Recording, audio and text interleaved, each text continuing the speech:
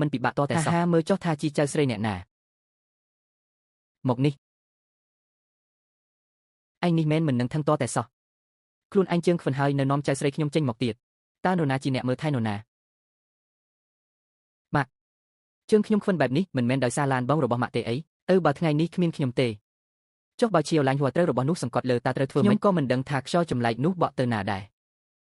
ទោះបីជាថ្ងៃនេះឈ្នះការប្រកួតហើយទទួលបានខ្សែទិន្នន័យក៏ដោយប៉ុន្តែចំណាត់ថ្នាក់ចំណូលរបស់ប៉ាបានចុះក្នុងចំណោមអ្នកទាំង5ដំបូងបែបនេះវាធំធេងណាស់តើមិនមែនកំពុងរងចាំខ្ញុំត្រឡប់ទៅរីកាវិញទេអីមិនក៏ឯងថាខ្លួនឯងចាប់ដើមជីវិតថ្មីទៀតហើយមកពីខ្ញុំទាំងអស់បើការនោះខ្ញុំមិនបង្កបញ្ហាប៉ាក៏មិនធ្វើបាបឯងដល់ថ្នាក់នេះដែរទិញកាដូខ្លះឲ្យគាត់ទី1សូមប្រញាប់រកវិធីផ្ដល់ស្ពានឆ្លងទន្លេឲ្យខ្ញុំផងនេះគឺជាលោកយាយលោកតារបស់ពួកយើងមានវិធីរកលុយបែបឈួតផ្សេងទៀតទេវត្ថុបុរាណដែលអ្នកប្រមូលទិញបានក្នុងតម្លៃ5យ៉ននឹកស្មានមិនដល់ថាដេញថ្លៃដល់ទៅ380លាននោះធម្មតាខ្លាចជាអ្នកមានភ្លាមមិនមែនជាសបិនឡើយខ្ញុំមានវិធីហើយលោកប៉ាកូនក៏ចង់ទៅកម្មវិធីដេញថ្លៃដែរ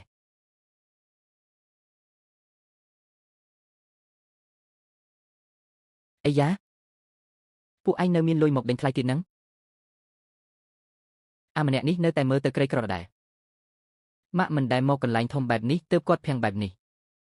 លុយកាក់បន្តិចបន្តួចក្នុងហោប៉ៅពួកឯងតើអាចលើកស្លាកដេញថ្លៃបានម្ដងដែរឬទេពួកយើងមកឬមិនមកវាពាក់ព័ន្ធអ្វីនឹងឯងរវល់តែរឿងខ្លួនឯងទៅបានហើយមិនក៏មិនពាក់ព័ន្ធគឺចូលចិត្តមើលពួកឯងស្មានថាខ្លួនឯងអាចផ្លាស់ប្ដូរវាសនាបាននឹងឯងចុងក្រោយទិញបានតែរបស់ឥតប្រយោជន៍មកវិញសិមែន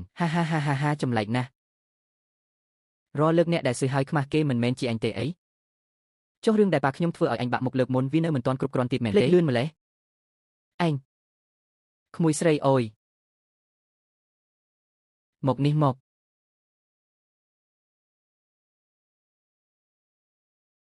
កុំទៅខាត់សម្ដីជាមួយពួកគេអីពិធីបុណ្យខួបកំណើតប៉ារបស់ឯងគៀកដល់ហើយថ្ងៃនេះត្រូវតែដេញថ្លៃយកកាដូសម្រុំមួយឲ្យបានដើម្បីឲ្យគាត់សប្បាយចិត្តដល់ពេលនោះអំណាចគ្រប់គ្រងត្រកូលភីនឹងត្រូវប្រគល់មកក្នុងដៃឯងទាំងអស់ប្រគល់របស់ដែលជារបស់ឯងឲ្យកាន់តែឆាប់នេះទើបជារឿងសំខាន់យល់ទេដឹងហើយបើគុំតែលោកប៉ាលំអៀងចេះដាក់ឈ្មោះឆ្នេរខ្សាច់មាសឲ្យទៅភេងហែងខ្ញុំនាំមនុស្សទៅដណ្ដើមយកបានបាត់ហើយមិនបាច់មកទ្រាំរងការមើលងាយបែបនេះទេសូមគោរពអស់លោកស្រីជាភ្ញៀវកិត្តិយសសូមអរគុណសម្រាប់ការអញ្ជើញមកកាន់ការដេញថ្លៃនេះសូមអនុញ្ញាតណែនាំវត្ថុដំបូងសម្រាប់ថ្ងៃនេះកងដៃត្បូងរត់ភ្នំធានសានតម្លៃចាប់ផ្ដើម 10000 ស្នាមប្រេះលើកងដៃនេះធ្ងន់ធ្ងរខ្លាំងណាស់មើលទៅដូចជាថ្មម៉ាប់អញ្ចឹងនេះមិនមែនជារបស់ខូចគុណភាពទេអី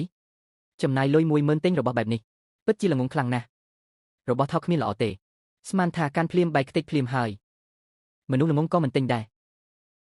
ប៉ាតើប៉ាយោយ៉ាងណាដែរចំពោះកងដៃនេះពណ៌ផ្ទៃនៃកងដៃនេះពិតជាស្អាតបរិសុទ្ធកម្របានឃើញណាស់